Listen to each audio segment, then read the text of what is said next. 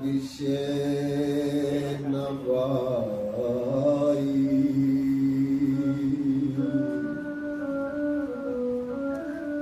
स्वर्ग स्वल्प अंत दुखदाई।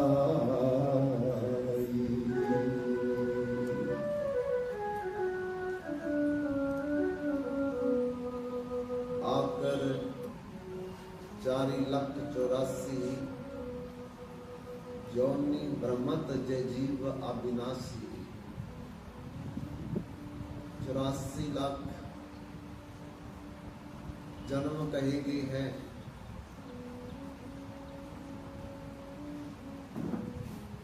और उसी में हम अपने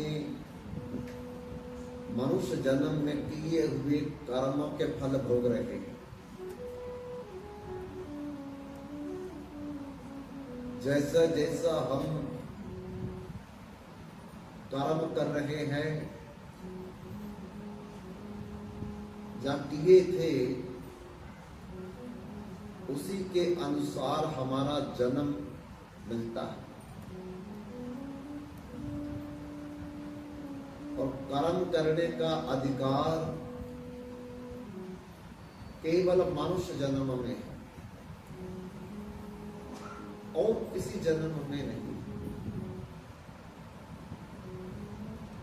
मनुष्य जन्म को छोड़ करके बाकी जितने भी जन्म है वो भोजन के लिए मिले और केवल मनुष्य जन्म भजन के लिए मिला है। और दुख की यही बात है कि मनुष्य जन्म हम भोजन में गवा देते हैं और बाकी में जब दुख मिलता है तो भजन करना चाहते पर भजन उसमें होता नहीं।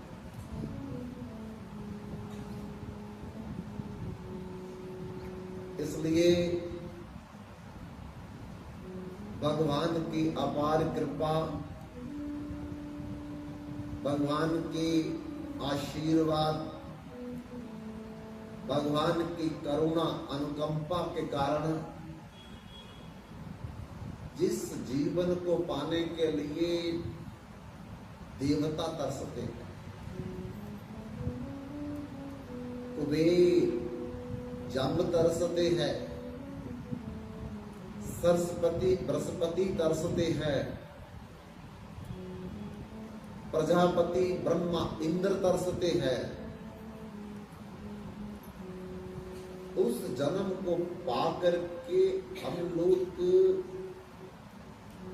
माटी के मोल गवा देते हैं।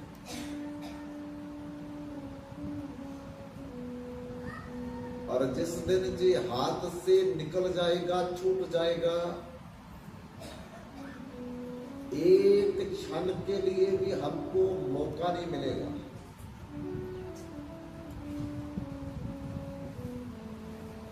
और बार बार लताड़ा जाएगा, बोला जाएगा, डराया जाएगा, धमकाया जाएगा, इतना समय दिया था क्या किया। और जिन जमदूतों के हम लोग बस में पड़ेंगे उनके हृदय नहीं है, दिल नहीं है जिसमें दया आ जाए। कितना भी रोए, कितना भी चिल्लाएंगे पर उनको कोई दया नहीं। इसलिए अभी हमारे पास जब तक ये शरीर ढांचा है, मौका है। जिस दिन ये निकल गया, गिर गया, ढह गया, एक्सीडेंट के द्वारा, बीमारी के द्वारा, खत्म बात। फिर कभी बांदर बनकर के नाचना पड़ेगा, कभी ऋषि बनकर के नाचना पड़ेगा, कभी भालू बनकर, और कभी कभी सर्प बनकर के भी नाचना पड़ेगा। और करोड़ों बार हम लोग इसमें नाचे हैं। एक बार नहीं, दो बार नहीं, करोड़ों बार हम लोग सर्प बन चुके हैं, करोड़ों बार हम बानर बन चुके हैं, करोड़ों बार हम लोग भालू ऋष बन चुके हैं। और खूब नचाया माया ने हमको। लेकिन जब समय आता हमारे पास कुछ करने का, तो बस उसे हम कोटियों के भाव गवा देते हैं।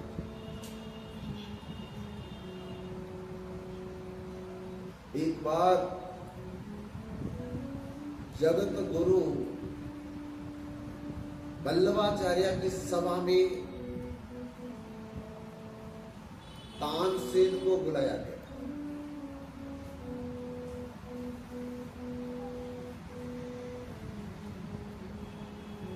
और तानसेन साक्षात हरिदास के शिष्य थे।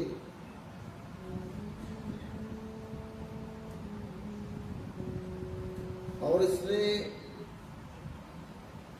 वहां गाया। और गाने के बाद जगत गुरु वल्लभाचार्य जी ने इसे एक बधाई में डिब्बा दिया।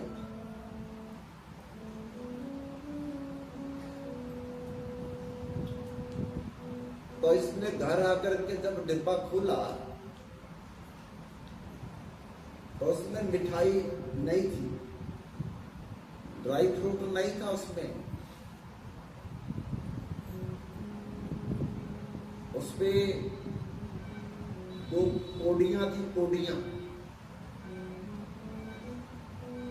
जो कलीरे में डालते हैं। और एक चमकदार वस्तु थी। घर आकर के जब डिब्बा खुला, ना मिठाई ना ड्राई फ्रूट है, दो कोडियां हैं और एक चमकदार वस्तु। रात भर टेंशन सोई नहीं। ये क्या मतलब है? डिब्बे में मिठाई नहीं, ड्राई फ्रूट नहीं, दो कोडियां हैं और एक चमकदार वस्तु है। दूसरे दिन तानसेन रुक नहीं सके, समय लेकर के जगत गुरु वल्लभाचार्य के चरणों में उपस्थित हुए और हाथ जोड़ करके करबद्ध प्रार्थना की कि महाराज कल आपने डिब्बा दिया, किसी का गलती से तो नहीं, आपने मुझको दे दिया। ना मिठाई मिली ना ड्राई फ्रूट मिला, उसमें तो दो कोडियां और एक प्रकाशमान वस्तु है। जगत गुरु वल्लभाचार्य ने कहा कि मैंने स्वयं ही आपको ये डिब्बा दिया है। आवाज आपकी बहुत अच्छी है, गाते बहुत अच्छी हो, लेकिन अगर तुम भगवान के लिए इसे गाओगे तो तुम हीरा बन जाओगे। अगर दुनिया के लिए गाओगे तो तुम्हारे संगीत का मुझ दो कौड़ी।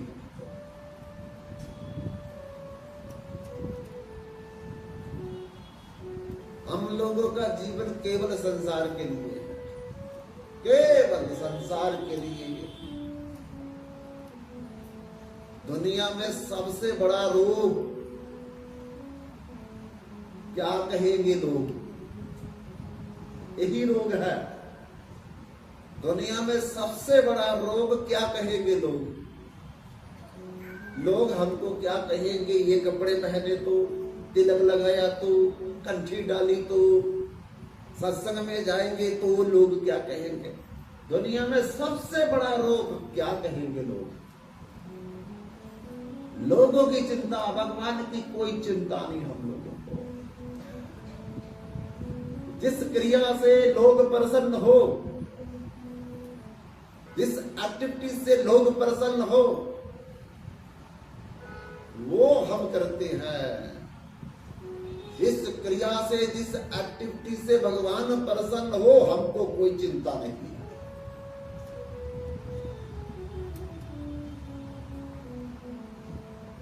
इसलिए संसार में कुछ करके बड़े तो बन सकते हैं, लेकिन सब कुछ नहीं बन सकते।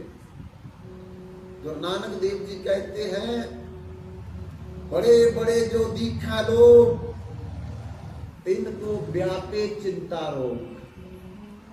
बड़ी बड़ी कारों में जा रहे हैं, बड़ी बड़ी बिल्डिंगों में रह रहे हैं, बड़ी बड़ी फैक्ट्रियों में काम करवा रहे हैं, उनको चिंता और रोग व्यापा हुआ है, दिखने में लगते हैं। इसलिए गुरु नानक जी आगे कहते हैं, जब लग जरा रोग ना आया। जरा मैंने क्या होता जी? बुढ़ापा। और रोग मैंने बीमारी। जब लग जरा रोग ना आया, जब तक बीमारी और बुढ़ापा नहीं आया है। जब लग काल गरस ना काया, जब मरने का समय अभी नहीं आया है। जब लग बिकट बही ना बानी, आखिरी समय में 1.25 क्विंटल का ताला लग जाता है, चाबी भी नहीं है हमारे पास बोलने के लिए। बोलो फिर, बोलो। भगवान कहते इतना जीवन दिया, कुछ नहीं बोले, आप तुमको बोलने नहीं देंगे हम। नानक बजले सारंग पानी। अब तक हम लोगों को सीताराम सीताराम, राधे श्याम, लक्ष्मी नारायण का उच्चारण कर लेना चाहिए। क्यों? क्योंकि छन्न भंगूर जीवन की कलिका, ये छन्न भंगूर जीवन है। पानी तेरा बुलबुला, आसमानस की जात, देखते ही छिप जाएगा जू तारा प्रभात। पानी झरने का गिरता है, बुलबुला बनता, फूट जाता है। ऐसे हमारा जीवन है। पता नहीं कितने लोगों में कौन उठेगा कौन नहीं उठेगा, डाउट है, डाउट है। वृंदावन में देखो 45 लोग टकरा गए किश्ती में, लगभग सारे, और सारे ही पंजाब के थे। एक फैमिली के 7 लोग पूरे खत्म। क्या उन्होंने सोचा था उस समय कि हम मरेंगे? ऐसे हम भी सोच रहे हैं कि मरेंगे हम। बड़े दुख की बात है, बड़े हैरानगी की बात है कि अगा अपनी मौत से कोई बसर नहीं, समान 100 वर्ष का पल की खबर नहीं। ये बनाएंगे, वो करेंगे, दोते का, पोते का, उसका, अरे अपना कोई पता नहीं है। जन्म लेने से भी पहले मर रहे हैं, जन्म लेते भी मर रहे हैं, जन्म लेने के बाद भी मर रहे हैं, जवान भी मर रहे हैं, बूढ़े भी मर रहे हैं। लेकिन हमने अमर फल खाया, हम नहीं मरेंगे।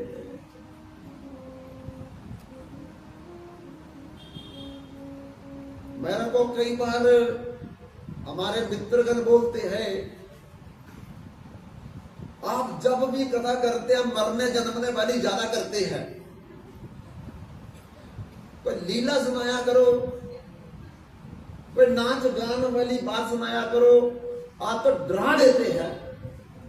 तो मैंने बोला मैं थोड़ी बोल रहा हूं, संत भी यही कहते हैं कि 2 बातन को भूल मत, जे चाहे कल्याण, नारायण एक मौत, दूसरे श्री भगवान।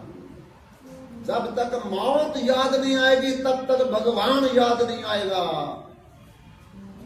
तो फिर मौत की बात नहीं करेंगे तो और किसकी बात करेंगे?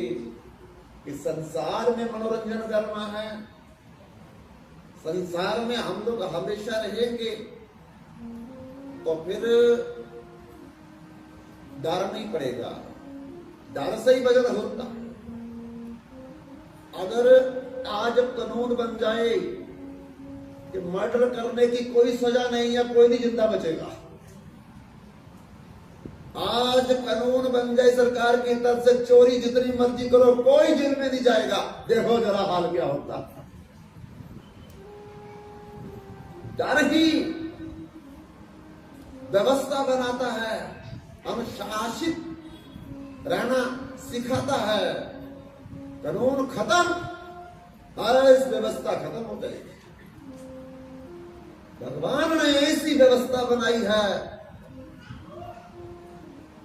उसके दरबार में सब लोगों का खाता। जिसने जैसा कर्म किया वैसा ही फल पाता। क्या साधु, क्या संत गृहस्थी, क्या राजा, क्या रानी, जिसने जैसा कर्म किया उसकी लिखी कहानी। अंतर्जामी अंदर बैठा सबका हिसाब लगाता। मेरे दाता के दरबार में सब लोगों का था।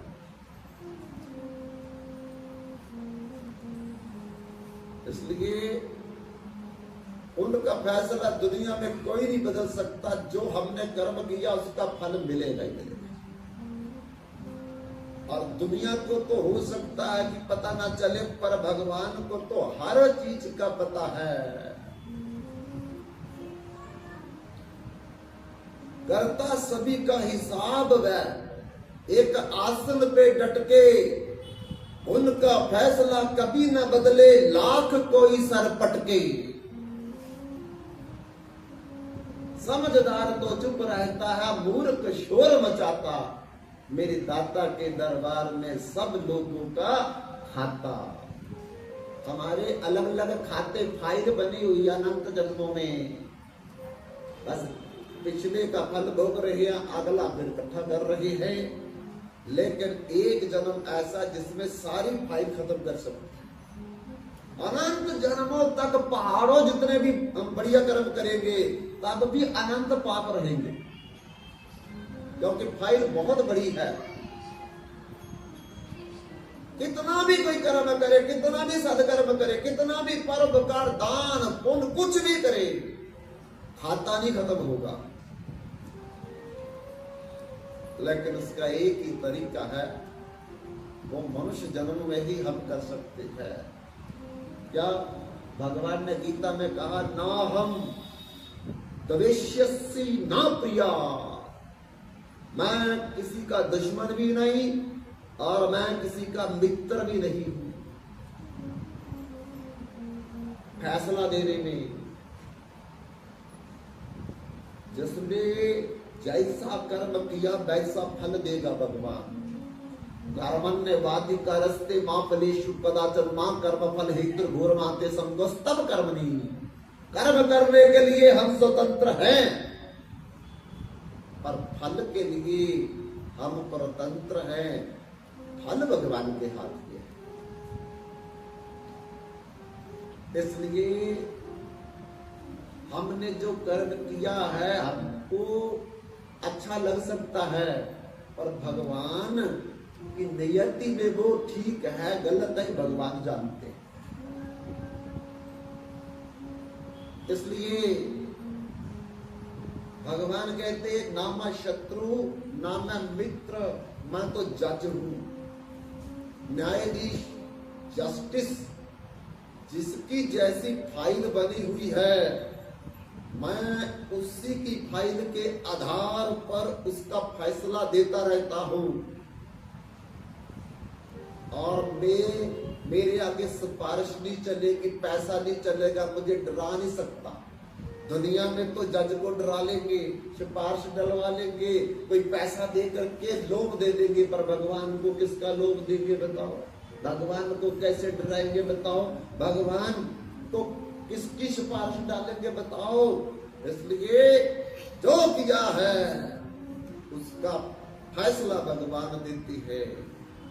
इसलिए अगर अच्छा कर्म करेंगे तो उसका भी फल भगवान अच्छा दे देंगे, बुरा कर्म करेंगे तो भगवान उसका भी फल बुरा दे देंगे, और अच्छा करो तब भी बंधन, बुरा करो तब भी बंधन। अच्छे का फल स्वर्ग है, भूलोक, भंवरलोक, स्वर्गलोक, महरलोक, जनलोक, तपलोक, सतलोक के अंदर मिलेगा। अतल, वितल, सुतल, तलातल, महातल, रसातल, पताल में मिलेगा। 14 लोग में ही तो अच्छे कर्म का फल मिलेगा। अगर बुरा करेंगे तो बुरे का फल भी इन 14 लोगों में ही मिलेगा। लेकिन जब अच्छा कर्म खत्म हो जाएगा तो तेतम भुक्त्वा स्वर्ग लोकम विशारम शिने पुण्यमृत लोकम विशंति एवं तरी धर्म मनु प्रपन्न गता गतम काम कामा लभ्यन्ते। जब अच्छा कर्म का फल खत्म होगा तो जाओ नीचे द्वारा, और जब बुरे कर्म का फल खत्म होगा तो जाओ नीचे द्वारा। फायदा क्या हुआ? A class, B class, C class, jail तो जेल ही है, जेल तो जेल ही है। स्वर्ग में भी हथकड़ी नहीं खुली, हथकड़ी है लेकिन सोने की है, चांदी की है। नरक में भी हथकड़ी है, लोहे की है, लेकिन हथकड़ी तो हथकड़ी, बंधन तो बंधन ही है, वो तो नहीं कभी खत्म हुआ। जब तक हमारा बंधन खत्म नहीं होगा तब तक हमको पुनरपि जननम पुनरपि मरणम पुनरपि जननी जठरे शयनम हे संसारे खलु दुस्तारे कृपा पारे पाहि मुरारे। बार बार जन्म, बार बार मरण, बार बार माता की कोख में उल्टा लटकना पड़ेगा, बार बार बीमारी आएगी, बार बार एक्सीडेंट होंगे, बार बार बुढ़ापा आएगा। बस यही चक्कर है, कुछ भी कर लो। इसलिए भगवान ने अपना लॉ बना दिया, कानून बना दिया। इसलिए ignorance of law is not use. सिद्धांत जानी गए ना करी बेटा बटोर। हम सोचते हैं हमने तो बहुत अच्छा कर्म किया है, हमारे लिए तो विमान आएगा, देख लेना। क्योंकि हम किससे पूछते हैं अपने कर्म के बारे में? अपनी बुद्धि से। अपनी बुद्धि मेरे विरुद्ध थोड़ी डिसीजन देगी। तू बहुत बढ़िया है, तू अच्छा किया, उसकी निंदा की, अच्छा किया, उसको थप्पड़ मार दिया, क्यों उसने ऐसा बोला? ये अपनी बुद्धि से पूछ रही है, अपनी बुद्धि हमको जवाब दे रही है। वो थोड़ी देगी कोई डिसीजन। डिसीजन तो भगवान का देखना कि वो क्या बोलेंगे इसके विषय में। बहुत अच्छा किया तुमने, आया था ना भिखारी, बाहर से धक्का दे दिया उसको, चल चल बाबा बाहर। मैं सोच रहा मैंने बहुत अच्छा किया, लेकिन फिर तो डिसीजन भगवान देंगे, इसका फल क्या मिलेगा, फल क्या नहीं मिलेगा। अपनी बुद्धि से जो पूछेंगे तो मेरी बुद्धि है, वो तो मेरे पक्ष की बात करेगी। तो फिर बताओ जो मैंने अच्छा किया बुरा किया, इसका भगवान न्याय कर देंगे। बस एक जगह पे जाकर के फिर कानून नहीं काम करता। वो क्या है? जो गीता में भगवान ने कहा है उसको याद रखो। सारी गीता का एक ही श्लोक में अर्थ है। बस अर्जुन को 700 श्लोक, 650 श्लोक जो भगवान ने सुनाए, उसका एक ही श्लोक में उत्तर है। बस और कोई गीता में कुछ नहीं लिखा हुआ। क्या अर्थ है? सर्वधर्मान् परित्यज्य मामेकं शरणं व्रज अहं त्वां सर्वपापेभ्यो मोक्ष इच्छामि मा शुचा। भगवान कहते हैं अर्जुन, जब तक तू मेरी शरण में नहीं आएगा तब तक तुझे कर्म का फल अच्छा का अच्छा फल, बुरे का बुरा फल भोगना पड़ेगा। और जब तू मेरी शरण में आ जाएगा फिर अच्छे का फल भी मेरे पास आएगा, बुरे का फल भी मेरे पास आएगा, पर तुम्हारी फाइल पर कांटा बज करके खत्म हो जाएगी। इस बात को समझना पड़ेगा। और इस श्लोक में देखो भगवान ने ये भी कहा कि सर्व अधर्मान परित्याग, सारे अधर्म और धर्मों का त्याग। ये भगवान ने नहीं कहा, भगवान ने कहा सारे धर्मों का त्याग करके तू जब तक मेरी शरण में नहीं आएगा तू पाप और पुण्य से नहीं बच सकता है। तो भाई धर्म तो करना ही चाहिए सबको। देश की सेवा करो, पति की सेवा करो, पुत्र की सेवा करो, पड़ोसियों की सेवा करो, गो सेवा करो, ये सारे तो धर्म ही हैं। तो भगवान कहता है इनका त्याग कर दे। तो भगवान बड़ी गलत बात कह रहे हैं कि आधर्म तो कहते कि सर्व आधर्म परित्याज्य, वो तो बात मान लेते। भगवान तो ये भी कहते कि अपने माता पिता की भी सेवा नहीं करनी है, अपने पति की भी सेवा नहीं करनी है, अपने पुत्र को भी नहीं देखना है, देश की सेवा भी नहीं करनी है, कुछ नहीं। मेरी शरण में आ। क्यों? क्योंकि जब तक भगवान की शरण में नहीं आएंगे तब तक कर्म बंधन पकड़ेगा। अगर पति की सेवा करेंगे दिन रात तो पति लोक में जाएंगे। कितने दिन जाएंगे? 70 साल, 80 साल, 1000 वर्ष, 50,000 वर्ष।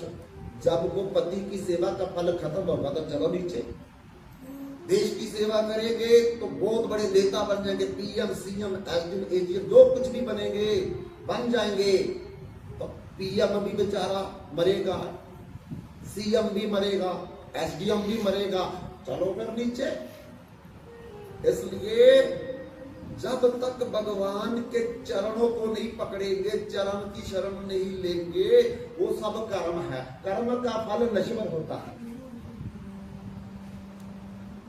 लेकिन जब भगवान की शरण चले जाएंगे फिर कर्म का फल खत्म हो जाता है, तभी जन्म मरण छूटेगा। इसलिए भगवान ने अधर्म नहीं कहा, धर्म भी छोड़ो। क्यों? क्योंकि धर्म स्वर्ग तक ले जाएगा, धर्म सुख देगा, लेकिन सुख के बाद दुख, स्वर्ग के बाद नरक, नरक के बाद फिर स्वर्ग। बस इसी तरह हमारा जीवन आवागमन के चक्कर से नहीं छूटेगा। दुनिया में भगवान को छोड़ करके कुछ भी करेंगे वो कर्म है। और जब भगवान की सेवा करेंगे, भगवान के शरणागत होंगे, तब वो भक्ति होगी। और भक्ति जब करेंगे तो फिर जन्म मरण का चक्र खत्म हो जाएगा। इसलिए भगवान ने अधर्म नहीं कहा, धर्म कहा। तस्मात् सर्वेषु कालेषु मामुन समर्जन्त च मैं अर्पित मन बुद्धि। अर्जुन को कहा युद्ध कर, लेकिन युद्ध कर जरूर। अगर युद्ध में मारा गया तो तेरे को स्वर्ग मिलेगा, स्वर्ग का सुख भोगेगा। अगर युद्ध में जीत गया तो तेरे को पृथ्वी का सुख, हस्तिनापुर का सुख भोगने को मिलेगा। अगर जीत गया तब पृथ्वी का सुख, अगर उसमें मारा गया तो स्वर्ग का सुख। अगर तू भाग गया युद्ध से तो तेरे को नरक में जाना पड़ेगा। तो अर्जुन कहता है कि तीनों तरफ ही खाई खाई दिखाई दे रही है। कि पृथ्वी का सुख तो मैंने देख लिया, क्या सुख है। एक क्षण के लिए भी राजा सुखी होकर के नींद नहीं ले सकता। एक तो जीत गए तो तब भी दुख, मर गए तो स्वर्ग का सुख। तो हमको पता ही है कि इंद्र को भी कभी कापर तो कभी सुअर बनना पड़ता मरने के बाद। उधर भी चक्कर है, वो भी खराब, ये भी खराब। अगर मैं भाग गया युद्ध से तो मुझे नरक की प्राप्ति होगी। नरक में तो हाहाकार पहले मचा हुआ है। इसलिए तीनों रास्ते में खाई ही खाई नजर आती है। प्रभु कोई और रास्ता बताओ। तो फिर भगवान ने कहा है बस मेरी शरण में ले ले, तो मेरी शरण ले ले। बस उसमें ना तेरे को स्वर्ग मिलेगा, ना नरक मिलेगा, ना पृथ्वी मिलेगी। फिर मेरा धाम, दिव्य शरीर, चिन्मय शरीर, चिन्मय धाम, चिन्मय लोक, चिन्मय सेवा वो मिलेगी। उसमें ना जन्म, ना मरण, ना बुढ़ापा, ना बीमारी। ये चीज हमने जब तक नहीं की है तब तक हम लोग आवागमन के भवरूपी संसार के चक्कर से, जन्म और मृत्यु के कष्ट से कोई नहीं बच सकता, कोई नहीं बच सकता। इसलिए बंधुओं, ये मनुष्य जन्म में संभव है और किसी जन्म में संभव नहीं है। और मनुष्य जन्म कब तक रहेगा? कोई भरोसा नहीं। वो जमुना में सैर करने वाले किश्ती में सोच रहे थे हम अब